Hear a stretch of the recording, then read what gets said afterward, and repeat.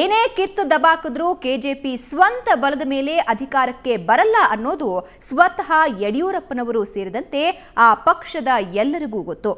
ಇನ್ನು ಬಿಜೆಪಿ ಮತ್ತೆ ಅಧಿಕಾರಕ್ಕೆ ಬರಲ್ಲ ಅನ್ನೋದನ್ನ ತಿಳಿದುಕೊಳ್ಳೋದಕ್ಕೆ ದೊಡ್ಡ ಮಟ್ಟದ ರಾಜಕೀಯ ಜ್ಞಾನ ಬೇಕಾಗಿಲ್ಲ. ಇದುವರೆಗೆ ನಡೆದ ಅಷ್ಟು ಸಮೀಕ್ಷೆಗಳು ಕಾಂಗ್ರೆಸ್ ಅತಿ ದೊಡ್ಡ ಪಕ್ಷವಾಗಿ ಹೊರಹೊಮ್ಮುತ್ತೆ ಅನ್ನುತ್ತಿವೆ. ಈ ಪರಿಸ್ಥಿತಿಯಲ್ಲಿ ತಮ್ಮ ಇಂಪಾರ್ಟೆನ್ಸ್ ಉಳಿಸಿಕೊಳ್ಳೋ ರಾಜಕೀಯ ತಂತ್ರ ರೂಪಿಸಿದ್ದಾರೆ ಯಡಿಯೂರಪ್ಪನವರು.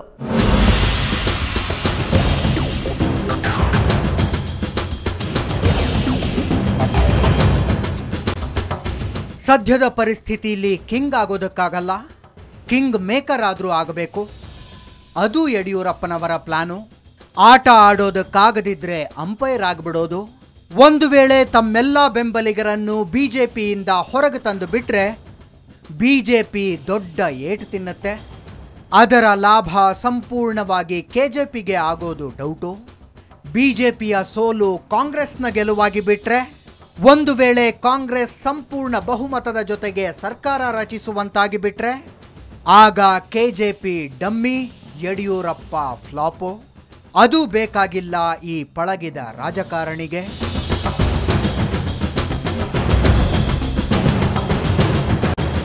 ಕೆಜೆಪಿ ಬೆಂಬಲದೊಂದಿಗೆ ಸರ್ಕಾರ ರಚಿಸುವಷ್ಟು ಸೀಟು ಕಾಂಗ್ರೆಸ್ಗೆ ಬಂದರೆ ಮಾತ್ರ ಯಡಿಯೂರಪ್ಪ ಇಷ್ಟು ದಿನ ಸರ್ಕಸ್ ಮಾಡಿದ್ದು ಸಾರ್ಥಕ.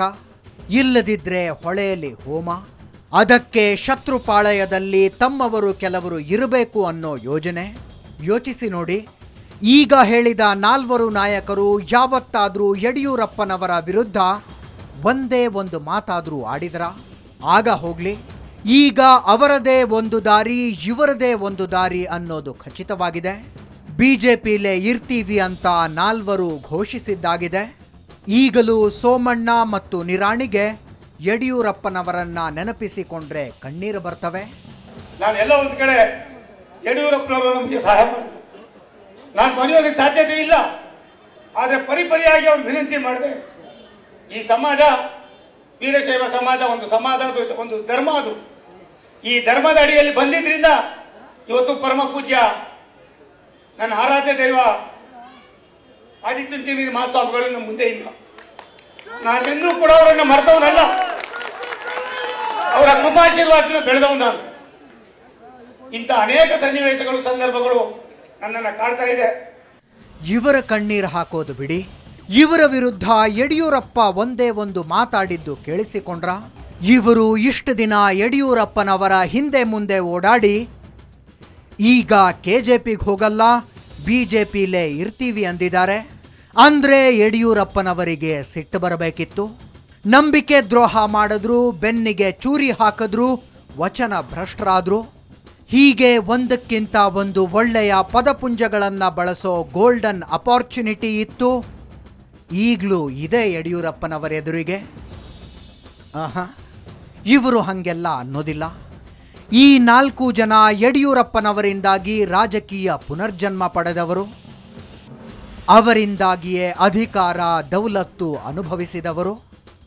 ಈಗ ಬಿಜೆಪಿಲಿದ್ದುಕೊಂಡೇ ಕೆಜೆಪಿನ ಕಿಂಗ್ ಮೇಕರ್ ಮಾಡೋ ಗುರುತರ ಜವಾಬ್ದಾರಿ ವಹಿಸಿಕೊಂಡಿದ್ದಾರೆ. ಜವಾಬ್ದಾರಿ ವಹಿಸಿರೋರು ಒನ್ ಅಂಡ್ ಓನ್ಲಿ ಯಡಿಯೂರಪ್ಪ. ಇಷ್ಟೇನಾ ರಣತಂತ್ರ? ಸೋಮಣ್ಣ, ನಿರಾಣಿ, ಕತ್ತಿ, ಬೊಮ್ಮಾಯಿ ಬಿಜೆಪಿಯಲ್ಲೇ ಇದ್ದಾರೆ. ಒಂದು ವೇಳೆ ಕೆಜೆಪಿ ಬೆಂಬಲಿತ ಕಾಂಗ್ರೆಸ್ ಸರ್ಕಾರ ಬಂದರೆ ಇವರಿಗೇನು ಲಾಭ? ಇಷ್ಟು ದಿನ ಅಧಿಕಾರ ಅನುಭವಿಸಿದವರು ಸುಖ ಸುಮ್ಮನೆ ವಿರೋಧ ಪಕ್ಷದಲ್ಲಿರಬೇಕಾಗುತ್ತದಲ್ಲ.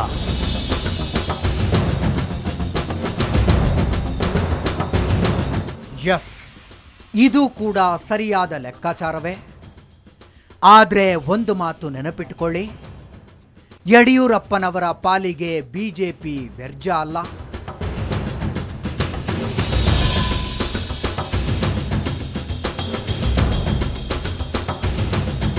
ಒಂದು ಛುಪಾಛುಪಿ ಸಂಬಂಧವನ್ನ ಬಿಜೆಪಿ ಜೊತೆ ಉಳಿಸ್ಕೊಂಡಿದ್ದಾರೆ ಬಿಎಸ್ವೈ.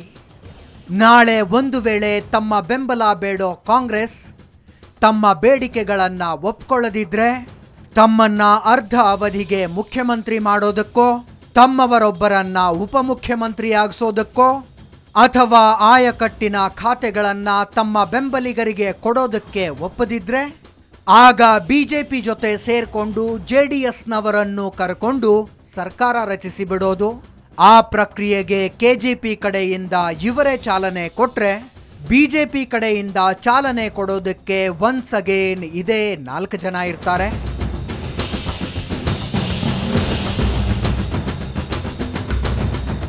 ಒಟ್ನಲ್ಲಿ ಒಂದು ಮನೆಯಲ್ಲಿ ಹೋಳಿಗೆ ತುಪ್ಪ ತಿನ್ನಬೇಕು, ಅದು ತಪ್ಪಿದ್ರೆ ಇನ್ನೊಂದು ಮನೆಯಲ್ಲಿ ಪಾಯಸದೂಟ ಖಚಿತವಾಗಿರಬೇಕು.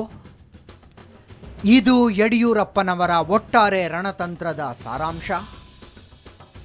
ಈ ರಣತಂತ್ರ ಸಫಲವಾಗಬೇಕಾದ್ರೆ ಬಿಜೆಪಿ ಸಂಪೂರ್ಣವಾಗಿ ನೆಲಕಚ್ಚಬಾರದು, ಕಾಂಗ್ರೆಸ್ಗೆ ಸಂಪೂರ್ಣ ಬಹುಮತ ಬರಬಾರದು, ಕಾಂಗ್ರೆಸ್ ಮತ್ತು ಕೆಜೆಪಿ ಸಮ್ಮಿಶ್ರ ಸರ್ಕಾರಕ್ಕೆ ಅವಕಾಶ ಇರಬೇಕು, ಕೆಜೆಪಿ ಬಿಜೆಪಿ ಮತ್ತು ಜೆಡಿಎಸ್ ಸಮ್ಮಿಶ್ರ ಸರ್ಕಾರಕ್ಕೂ ಅವಕಾಶ ಇರಬೇಕು. ಯಾರೇ ಆದರೂ ಕೆಜೆಪಿ ಜೊತೆ ಸೇರಿಕೊಂಡು 113ರ ಮ್ಯಾಜಿಕ್ ನಂಬರ್ ತಲುಪುವಂತಿರಬೇಕು. ಯಡಿಯೂರಪ್ಪನವರ ಈ ರಣತಂತ್ರಕ್ಕೆ ಬಿಜೆಪಿ ಒಳಗಿನಿಂದಲೇ ಬೆಂಬಲ. ಎಡ್ಡಿ ಬೆಂಬಲಕ್ಕೆ ಸೋಮಣ್ಣ, ನಿರಾಣಿ, ಕತ್ತಿ ಮತ್ತು ಬೊಮ್ಮಾಯಿ ಕೆಜೆಪಿಗೆ ಏಟು ಬೀಳದಂತೆ ಬಿಜೆಪಿಗೆ ಲಾಭ ಮಾಡಿಕೊಡ್ಬೇಕು. ಹೆಂಗಿದೆ ಈ ಯೋಜನೆ? ಆದರೆ ಇದೆಲ್ಲವನ್ನು ಕೇಳಿಸಿಕೊಂಡ ನಂತರ ಸಹಜವಾಗಿ ಒಂದು ಪ್ರಶ್ನೆ ಎದ್ದೇ ಏಳುತ್ತೆ.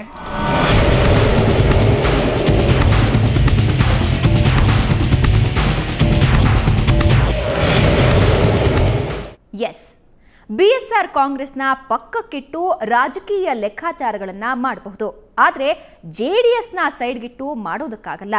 ಈವರೆಗಿನ ಎಲ್ಲ ಸಮೀಕ್ಷೆಗಳ ಪ್ರಕಾರ ಜೆಡಿಎಸ್ಗೆ ಕೆಜೆಪಿಗಿಂತ ಹೆಚ್ಚು ಸ್ಥಾನ ಬರ್ತವೆ. ಆಗ ಯಡಿಯೂರಪ್ಪನವರನ್ನ ಪಕ್ಕಕ್ಕೆ ತಳ್ಳಿ ಕುಮಾರಸ್ವಾಮಿ ಹೆಗಲ ಮೇಲೆ ಕಾಂಗ್ರೆಸ್ನವರು ಕೈ ಹಾಕ್ಬಿಟ್ರೆ ಈವರೆಗಿನ ಎಲ್ಲ ಲೆಕ್ಕಾಚಾರಗಳು ಎಗರಿ ಬೀಳ್ತವಲ್ವಾ? ಅದು ಆಗೋ ಸಾಧ್ಯತೆ ಇದೆಯಾ? ಒಂದು ಬ್ರೇಕ್ನ ನಂತರ ಅದ್ರ ಬಗ್ಗೆ ಹೇಳ್ತೀವಿ.